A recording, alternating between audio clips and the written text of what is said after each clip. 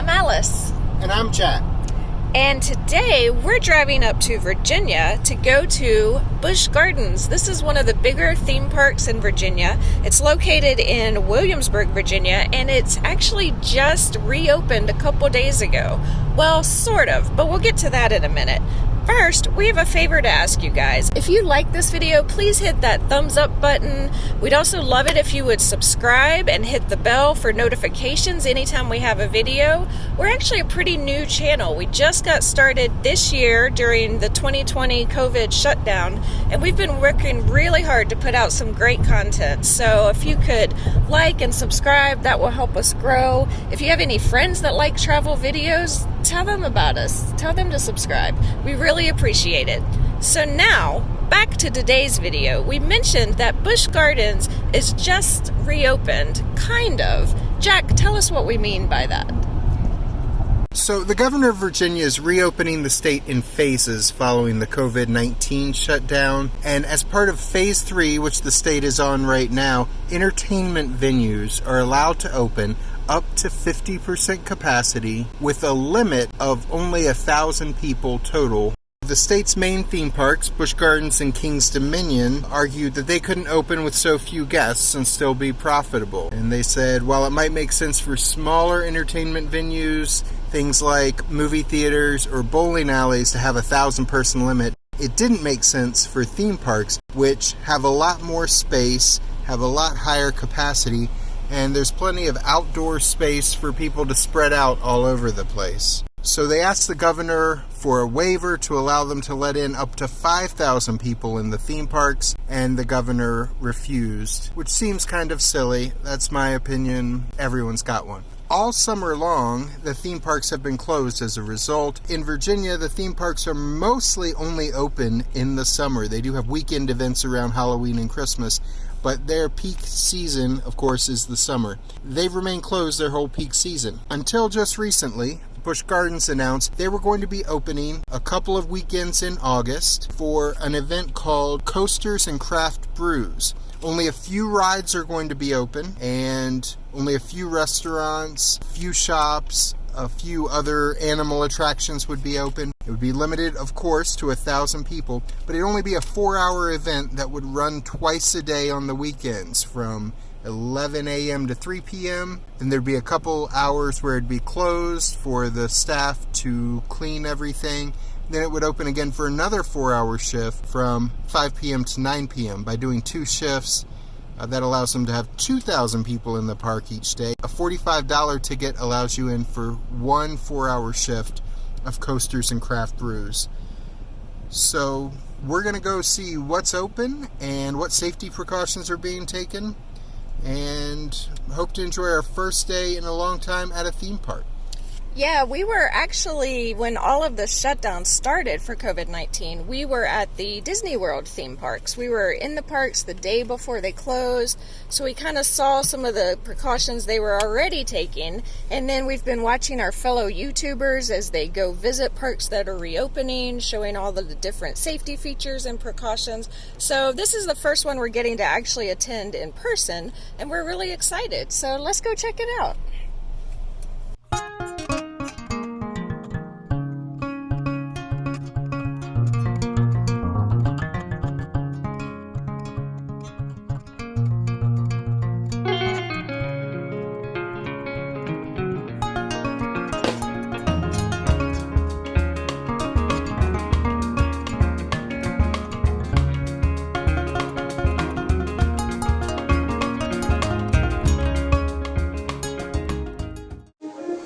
We are currently walking through England.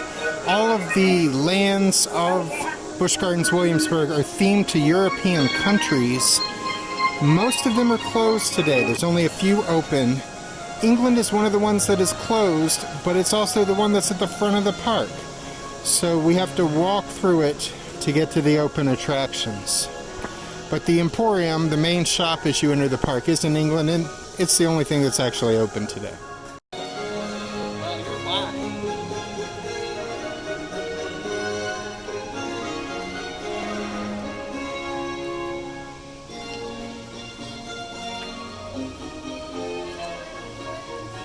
They have a penny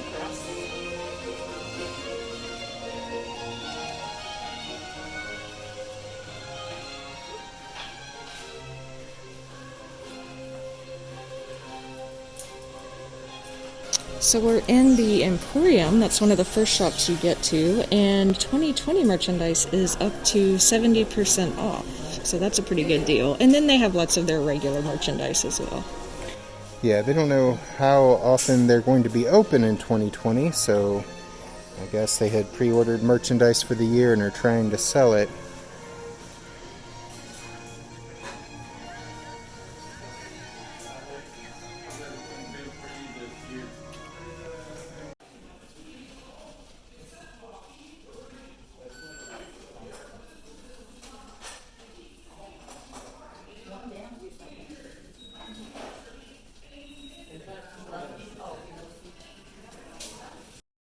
This is actually what I want here, though.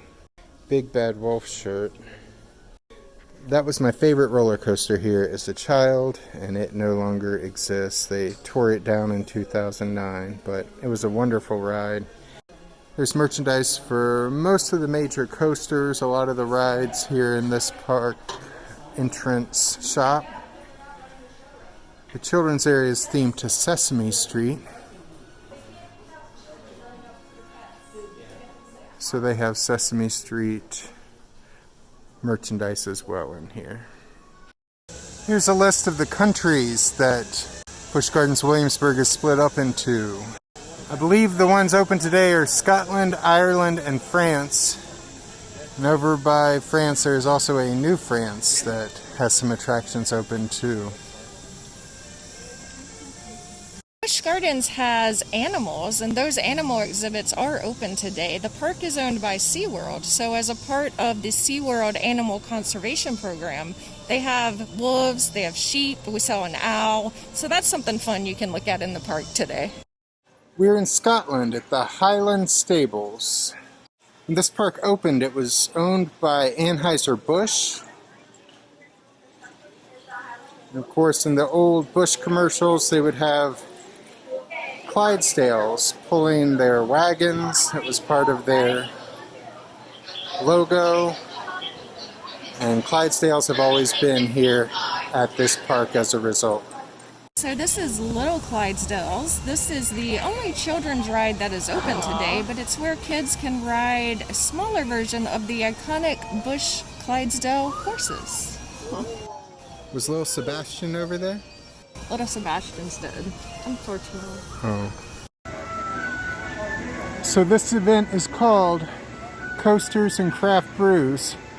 The craft brews are being sold here at Grogan's Pub.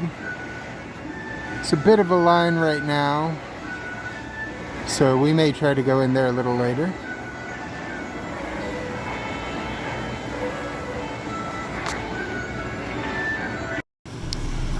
This is Loch Ness Monster. It's advertised as the world's only double interlocking loop roller coaster. It has two loops that interlock with each other. This classic ride opened in 1978. It goes through the air, over water, through a cave, and it's a lot of fun also. Unfortunately, I wasn't able to get any very good footage of this roller coaster. There is a great spot for taking pictures of the interlocking loops, but it's on a bridge in one of the sections of this park that is closed for this event. So don't have any great footage, but it is a very fun ride. So this ride just opened last year in 2019. It's called Finnegan's Flyer. Described as an extreme swing, it takes people more than 80 feet in the air and reaches a speed of 45 miles per hour. That is one I won't be riding, but I think Jack would maybe be interested at some point. Yeah, I haven't ridden it yet, but I think one day here soon, I'll definitely be on it. Maybe not today, though.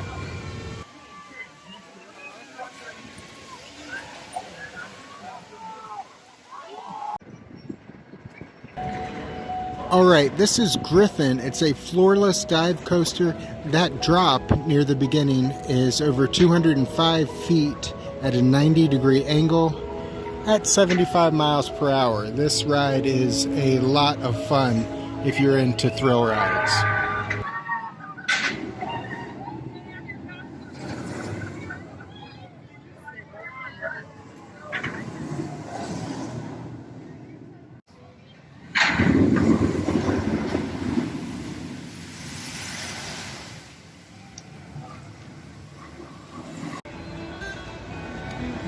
We are in New France, so I guess it's themed to Canada, it looks like.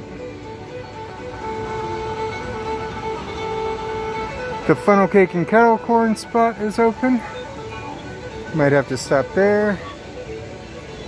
Canada's not really in Europe, but I guess you get around that by calling it New France. So here is the family portrait studio, but it looks like we cannot get our family portrait today.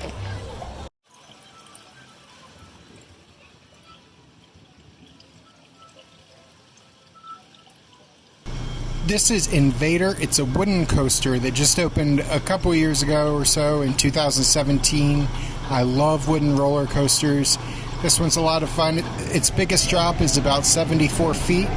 Reaches speeds of about 50 miles per hour. There's about 9 big hills where you can really get some air time. Goes through tunnels, goes through some banked turns. It's just a lot of fun. Unfortunately, though, there isn't really a place where we can get good camera footage of the ride, and I don't want to risk losing the camera by trying to record it on the ride. So I'll try to insert a picture here from the website. So this ride over in France is Le Catapult. It's actually one of the only rides that I ride in this park. Unfortunately, I don't do big roller coasters, so there's a lot of those here, but I do love a good scrambler ride, which is what this is like. It basically ricochets you around in a circle. Also feels great on a really hot day. You get a lot of wind. So this is the restaurant that was open for full-service meals. It's called Trapper's Smokehouse. It's located in New France, and the theming is a lot like Canadian Hunters, like a fur trapper's hunting lodge. Yeah, and you can tell when you're getting close to it because for a good distance all around the area of this restaurant, you can smell the barbecue and the hickory smoking, and it smells delicious.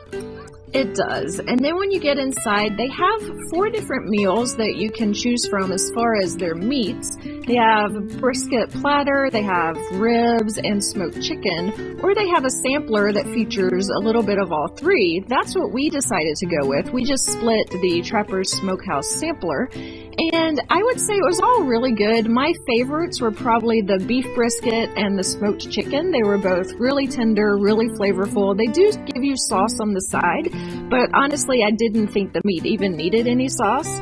And these, you might see on the menu, come with waffle fries. Now, I'm so used to Chick-fil-A's waffle fries, I felt like these didn't measure up quite as well, but they were good. Someone ahead of us asked if you could sub a different side because they had several sides that looked really good, and you could not. So it would be an extra charge if you wanted. I think they had mac and cheese, baked beans, I forget what else, but lots of good sides. They also had some desserts and some salads available. Yeah, so my favorite was probably the ribs. I also really liked the beef brisket. I didn't even end up trying the chicken. Because it was a sampler plate, there's just a small sample of each kind of meat, and Alice was really enjoying the chicken, so I just let her have all of that. But it was a good meal. We enjoyed it, and as you can see, the Smokehouse sampler is $19.99 on the menu. Alright, we're back home after attending Busch Gardens Williamsburg Coasters and Craft Brews event. Alice, what did you think? I thought it was fun. Now for me, I don't ride really big roller coasters, and that was the majority of the rides here. So I could see how for me it might not be worth the money, although I did enjoy walking through the park, seeing the animals. I just enjoyed being back in a theme park. But I would say definitely if you're into big coasters especially, then I think it's a good deal. It's definitely worth it. Yeah, as someone who enjoys thrill rides, I really enjoyed this event. The final tally was there were 3 roller coasters open, 1 giant swing, which I still have yet to ride, 1 flat ride, the Catapult, and then 1 children's ride, the Little Clydesdales. So a total of 6 rides, only 5 that adults could ride. So there wasn't a whole lot to do. However, the lines were always short. The longest line I saw for a roller coaster was about 15 minutes. So if you love riding roller coasters and would ride them several times, as I would, then it's fine. You can just get back in line and ride it a second time without a long wait. So one concern I've heard from people about going back to theme parks and other places is having to wear the mask the whole time. And I will say it was a little bit different. It was about 86 degrees, and the mask to me makes it feel a little hotter. They did have 2 relaxation stations where you could stop, sit for a while, take your mask off. You could also take it off as you were eating or drinking, and everyone really did comply with wearing the mask. So overall it was okay. I felt like I got used to it, but it did make it feel even hotter to me. Yeah, I had sweat dripping off my face into my mask. It was soaking wet. So after a couple hours of sweat, I had to change masks. I changed to a neck gaiter from an ear loop mask, and I felt like the neck gaiter was even tighter around my face, and it wasn't comfortable at all. You know, it's just a sacrifice you have to make nowadays if you want to go to theme parks. So I would probably do it again, but it was not pleasant, to be honest. So that's our thoughts on the reopening of Busch Gardens in Williamsburg, Virginia. If you liked this video, I hope that you will hit that thumbs up button. Go ahead and subscribe if you haven't yet, and hit the notifications bell so you never miss another video. And we'll see you the next time we're traveling through.